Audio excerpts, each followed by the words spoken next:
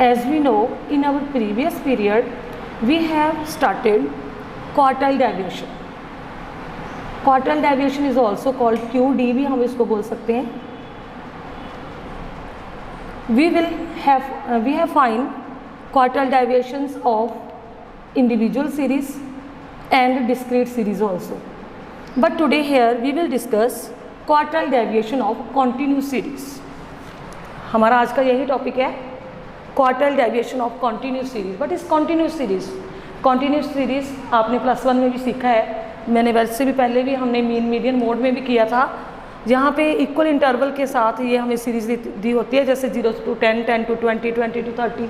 This is called continuous series. और इस continuous series का हमने क्वार्टाइल डेविएशन पता करना है. तो हमें ये फॉर एग्जांपल ये हमें क्वेश्चन दे दिया 0 to 10, 10 to 20, 20 to 30, 30 to 40. मतलब ये हमें स्टूडेंट नंबर दे दिए. 3 बच्चे ऐसे हैं जिनके 0 to 10 मार्क्स आए हैं. 4 बच्चे ऐसे हैं जिनके 10 से 20 नंबर आए हैं. 6 बच्चे ऐसे हैं जिसके 20 और 20 से 30 के बीच में नंबर आए हैं. इस तरीके से हमें मार्क्स एंड फ्रीक्वेंसी दी हुई है और हमें कहा गया है find quartile deviation and it's coefficient. Okay, first of all, in previous period also when we find median, जब हम मीडियन निकालते थे तो वहाँ पे भी मैंने आपको सिखाया था कि आपने मीडियन निकालना है, क्वार्टाइल निकालना है, डिसाइल निकालना है. जब परसेंटाइल कोई भी आप क्वेश्चन करोगे तो सबसे यदि आपको ये कॉन्टीन्यूस सीरीज दी हुई है तो सबसे पहले हमें यहाँ पे कम्युलेटिव फ्रीक्वेंसी का एक कॉलम बनाना, कम्युलेटिव फ्रीक्वेंसी पता करनी होगी. वो कैसे? जैसे जो हमें फ्रीक्वेंसी दी हुई है इससे हम कम्युलेटिव फ्रीक्वेंसी निकाल लेंगे. सबसे पहले 3 दिया हुआ है, 3 में 4 ऐड करेंगे 7, 7 6, 7 और 6 13, 13 में 9 ऐड करेंगे 22 बन जाएगा. 22 में 18 ऐड करेंगे 40, 40 में 25 ऐड करेंगे 65 आ जाएगा. और 65 में हम 20 ऐड करेंगे, इसी तरीके से हमारे पास 85 आ जाएगा. 85 में 13 ऐड करेंगे तो हमारे पास 98 आ जाएगा. 98 में 7 ऐड करेंगे वो 105 आ जाएगा. 105 में 5 ऐड करेंगे आ जाएगा 110. So here n equal to 110. Once again dear, हमारे पास इंटरवल दिए हुए हैं, मार्क्स दिए हुए हैं, हमें स्टूडेंट्स नंबर दिए हुए हैं. हमें कहा गया है कि क्वार्टाइल डेविएशन निकालो. क्वार्टाइल डेविएशन जब भी हमने क्वार्टाइल निकालने हैं तो सबसे पहले हमने कम्युलेटिव फ्रीक्वेंसी फाइंड करनी होगी. कैसे निकाली हमने? 3, इसके साथ ऊपर तो कोई भी मतलब अक्षर नहीं, 0 ही है तो 3 में 3 रह जाएगा. 3 में 4 ऐड किया 7, 7 में 6 ऐड किया 13, 13 में 9 ऐड किया 22, 22 में 18 ऐड किया 40, 40 में 25 तो बन गया 65. इस तरीके से हम कम्युलेटिव फ्रीक्वेंसी निकाल लेंगे और यहाँ पे हमारे पास n फाइंड हो जाएगा 110. So now what is the formula of quartile deviation? तो सबसे पहले हमें फॉर्मूला पता होना चाहिए क्वार्टाइल डेविएशन का. Quartile deviation equal to Q3 minus Q1 over 2. This is the formula of quartile deviation. So dear student, quartile deviation पता करने के लिए हमें एक तो थर्ड क्वार्टर पता होना चाहिए, एक फर्स्ट क्वार्टर पता होना चाहिए. चलिए देखते हैं हम कि ये क्वार्टर हम कैसे पता कर सकते हैं. फर्स्ट ऑफ ऑल हम पहला क्वार्टर निकालेंगे Q1. जैसे हमने डिस्क्रीट सीरीज में भी फॉर्मूला किया था. डिस्क्रीट सीरीज में आप कैसे करते थे? Q1 equal to size of n+1 over 4th item. इसी तरीके से आपने डिस्क्रीट सीरीज में भी किया था. बट बेटा जो हमारी कॉन्टिन्यूस सीरीज़ है इसमें हमने ऐसा नहीं करना. इसमें हमने क्या करना है, ध्यान से देखना है. जब हमें कॉन्टिन्यूस सीरीज दी हुई है तो हम Q1 कैसे निकालेंगे? Q1 equal to size of 1n over 4th item. +1 नहीं करना इसमें कॉन्टिन्यूस सीरीज में. Q1 equal to size of 1n over 4th item. तो अब यहाँ पे साइज ऑफ n क्या है? 110. सो हम इसको 110 ओवर 4th आइटम. यानी कि जो 110 है उसको हम 4 से डिवाइड कर लेंगे। जब हम 110 को इससे मल्टीप्लाई करेंगे 110 ही आ जाएगा। तो जब हम 4 से डिवाइड करेंगे वो आएगा हमारे पास 27.5 आइटम। ध्यान रखना ये चीज़ क्या लिखी है मैंने, 27.5 आइटम। अब हमने ये चेक करना है जो 27.5 आइटम है लाइज इन कम्युलेटिव फ्रीक्वेंसी, किस में लाई हो रही है। जैसे देखो 3 तो इससे स्मॉल है, इसमें भी लाई नहीं हो रही, 7 भी, 13 भी, 22 भी इससे स्मॉल है। तो यहाँ पे आ गए हम 40 पे, तो 40 तो इससे बड़ा हो गया। इसका मतलब 23 से लेकर 40 तक जितने भी स्टूडेंट हैं वो इसी में शामिल हैं। तो इसका मतलब जो हमारी 27.5 आइटम आई है वो किस में लाई होती है, 40 में। तो आगे हमने देखा एक्स में 40 और 50 है, तो दो आगे मार्क्स में तो 2 इंटरवल आ गए, तो 2 वेरिएबल आ गए, तो पर हमें तो एक चाहिए, जब 40 या 50। इसको निकालने के लिए जिस कम्युलेटिव फ्रीक्वेंसी में ये जो हमने Q1 का साइज़ निकाला है जिसमें ये लाई हो गया, उसके लिए हमें नेक्स्ट फॉर्मूला अप्लाई करना होगा। Now by applying following formula,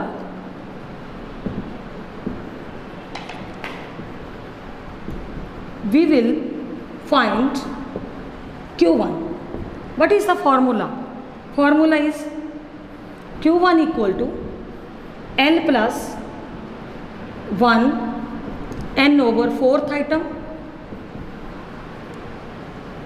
minus CF over F multiply by I. This is the formula. So dear student, what is L? L क्या है, 1n over 4th क्या है, कम्युलेटिव फ्रीक्वेंसी क्या है, F क्या है, पहले ये आपको पता होना चाहिए। अब देखो बेटा फॉर्मूला क्या बताया हमने, पहले भी डिस्कस किया, L plus 1n over 4 minus CF over F multiply by I. So L क्या है, L है लोअर क्वार्टर जिसमें ये लाई हो रहा है, किस में लाई हो रहा है, 40 to 50 किस, तो L equal to 50 and 1n over 4 हमारा कितना आया था, हमारा कितना आया था 27.5 एंड CF कम्युलेटिव फ्रीक्वेंसी। देखो बेटे कम्युलेटिव फ्रीक्वेंसी कौन सी लेनी है, कम्युलेटिव फ्रीक्वेंसी जिसमें वो लाई हो गया ना उससे एक ऊपर वाली लेनी है। जैसे 40 में लाई हुआ था तो हम कम्युलेटिव फ्रीक्वेंसी क्या लेंगे 22। इसी तरीके से बेटे F बिल्कुल सामने वाला जिसमें वो लाई हुआ 18, F इक्वल टू 18। तो हमारे पास L भी मिल गया हमें, 1 over 4 हमने निकाल लिया था, 1n over 4 हमने निकाल लिया था, CF हमारे पास आ गया, F आ गया हमारे पास। तो हम इसको फॉर्मूले में पुट कर देंगे 50 प्लस 27.5 माइनस 22 ओवर 18 इंटू 10।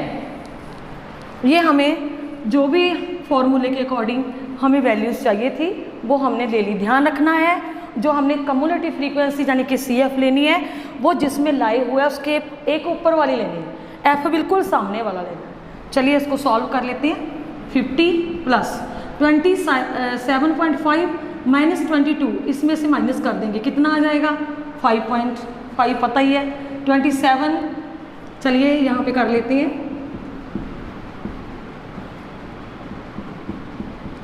कितना आ गया 2.5। तो हमारे पास 2.5 आ गया और चेंज करना 27.5 माइनस 22, तो 27 में से 22 निकालेंगे 5 आ गया हमारे पास। तो हमारे पास कितना आ गया 5.5 ओवर 18 मल्टीप्लाई बाई 10। अब इसको सॉल्व करेंगे आगे। 50 प्लस 5.5 इसको इसके साथ मल्टीप्लाई कर लो, 5.5 को 50 के साथ 10 के साथ मल्टीप्लाई कर लो तो हमारे पास आ जाएगा 55 over 18।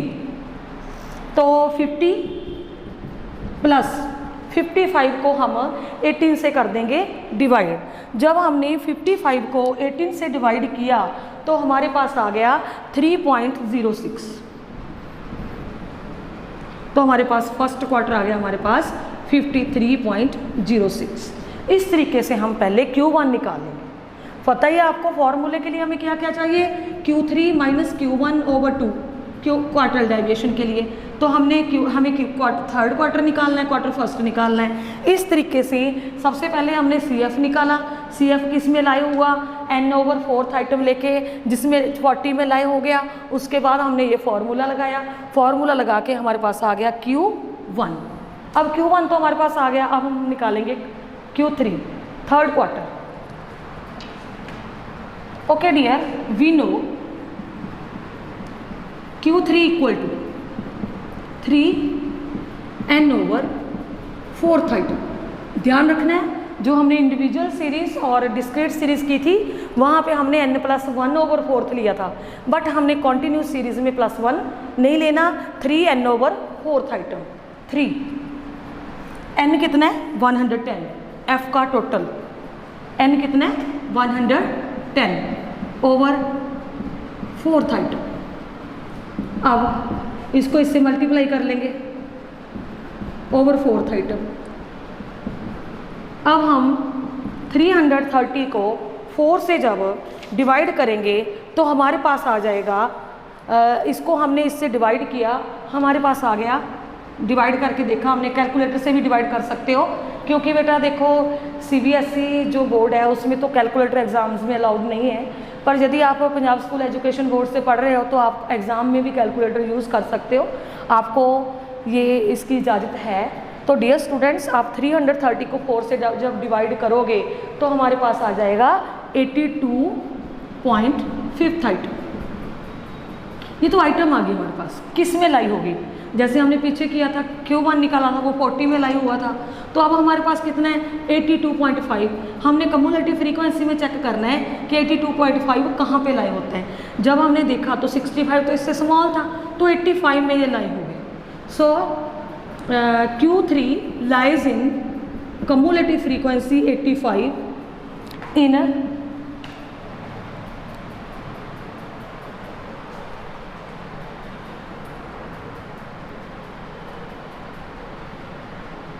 60 to 70, in interval 60 to 70। तो डियर स्टूडेंट्स, जे अब फिर 60 to 70 में ये लाई हो गया, तो दो आंसर, 2 डिजिट हैं, तो कौन सा आंसर है, कौन सा एग्जैक्ट मतलब क्वार्टर थर्ड कौन सा है, तो इसके लिए हमें फॉर्मूला अप्लाई करना पड़ेगा। By the following formula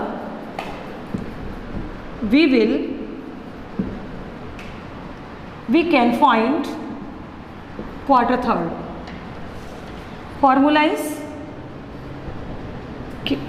Q3 equal to L plus 3n/4 item over minus CF over F multiply by I. Same जो हम Q1 में करके गए थे, Q1 में फर्स्ट क्वार्टर निकाला तो यहाँ पे हमने 1 लिखा था, अब हम कौन सा निकाल रहे हैं थर्ड क्वार्टर, तो यहाँ पे थर्ड क्वार्टर लिख लिया, बाकी सारा सेम।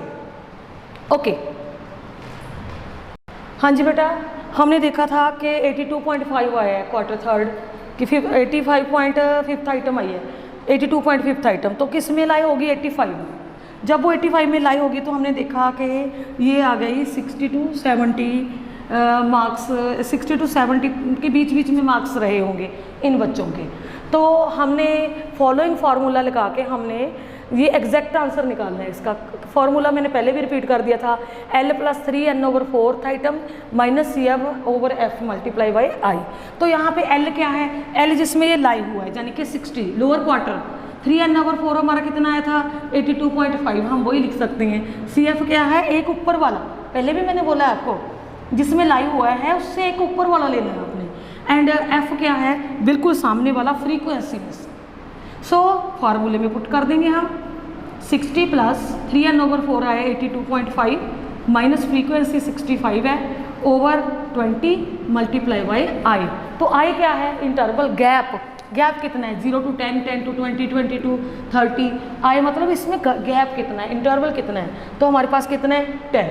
तो जब हमने इसको सॉल्व किया 60 प्लस इसमें से ये निकाल देंगे 82.5 में से हम 65 निकालेंगे, जब आप इसको माइनस करके देखोगे तो वो आएगा 17.5 ओवर 20। तो हम इसको आगे सॉल्व करेंगे, प्लस इसको पहले इसको इससे मल्टीप्लाई कर रहा हूँ सॉल्व करने के लिए।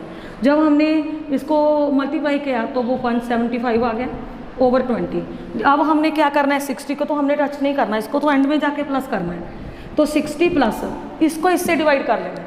175 को हम 20 से डिवाइड कर देंगे तो हमारे पास आ जाएगा 8.75। तो हमारे पास Q3 कितना हो गया, आ गया हमारे पास 68.75। तो डियर स्टूडेंट्स, हमें क्या चाहिए था फार्मूले के लिए, फिर मैं बता देती हूँ। Quartile deviation equal to Q3 minus Q1 over 2। तो Q3 कितना है हमारे पास 68.75 और Q1 कितना निकाला था हमने, Q1 जब हम निकाल के गए थे तो हमारे पास आया था 43.06, ये आया था हमारे पास। तो Q1 भी आ गया, Q3 भी आ गया, फॉर्मूले में पुट कर देते हैं। 68.75 माइनस 43.06 ओवर 2। अब क्या करो आगे, 68.75 में से 43.06 निकाल लेंगे। तो जब हम इसको माइनस करेंगे तो हमारे पास आएगा, चलो माइनस करके दिखाते हैं हम, 68.75 43.06 माइनस कर लेते हैं इसको। 15 में से 6 निकालो,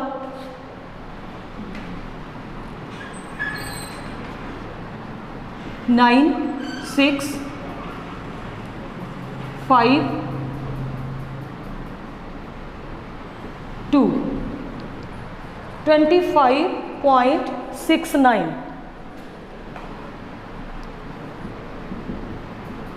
अब इसको हम क्या करेंगे, 2 से क्या कर देंगे, इसको डिवाइड कर देंगे। जब हम 2 से इसको डिवाइड करेंगे 25.69 को, तो हमारे पास आएगा 12.845।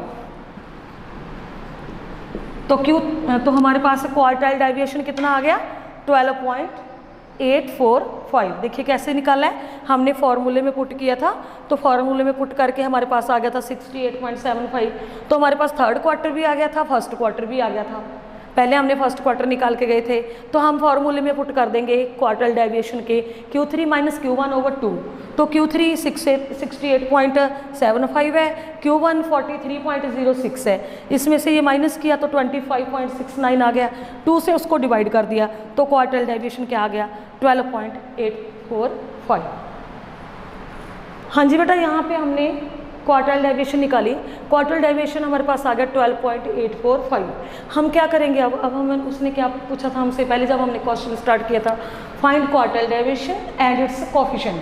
अब हम इसका कोफिशिएंट निकालेंगे क्वार्टाइल डेविएशन का। उसका फार्मूला क्या है, Q3 minus Q1 over Q3 plus Q1। Q3 कितना था, Q1 कितना था 43.06, Q3 कितना था 68.75। हम फार्मूले में पुट कर देंगे 68.75 माइनस 43.06 ओवर 68.75 प्लस 43.06। इस तरीके से हम इसका कोफिशिएंट निकाल लेंगे। जब हम 68.75 में से 43.06 माइनस करेंगे तो हमारे पास आएगा 25.69। माइनस करके कैलकुलेटर आप यूज़ कर सकते हो। देन जब हम इसको इसमें ऐड करेंगे तो हमारे पास आएगा 111.81। इसमें से इसको निकाल दिया, ये आ गया, और इसमें से इसको ऐड कर दिया, हमारे पास ये आ गया। अब हमने 25.69 को 111.81 में से डिवाइड करना है। जब हमने इसको इससे डिवाइड किया तो हमारे पास आ गया 0.23। सो डियर स्टूडेंट्स, एक बात मैं आपको बता दूं, जो हमेशा कोफिशिएंट आता है वो 0 से कम होता है, हमेशा 0 से नीचे आंसर आएगा आपका कोफिशिएंट का। सो हमारे पास क्वार्टाइल डेविएशन आ गई थी हमारे पास 12.845 और इट्स कोफिशिएंट आ गया 0.23। अब हमने दोनों चीज़ें फाइंड कर ली। इस तरीके से आप क्वार्टाइल डेविएशन कॉन्टिन्यूस सीरीज़ की निकाल सकते हो एंड उसका कोफिशिएंट निकाल सकते हो। Thank you dear, thanks for watching.